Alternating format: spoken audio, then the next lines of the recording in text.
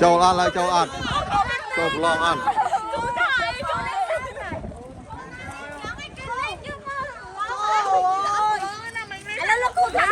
lần này nào châu lòng tần lên nhá họ ai này cái nào cái nào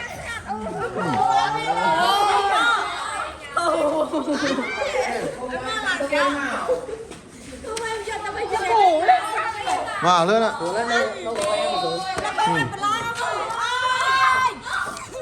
chạy cái nào lên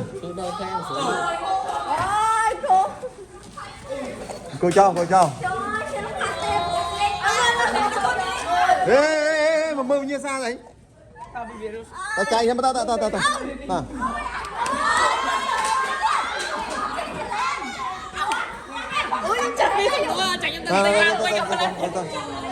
chạy cái nào lên đấy chạy nào lên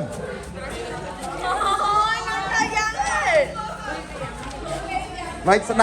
đai mến ban ly mến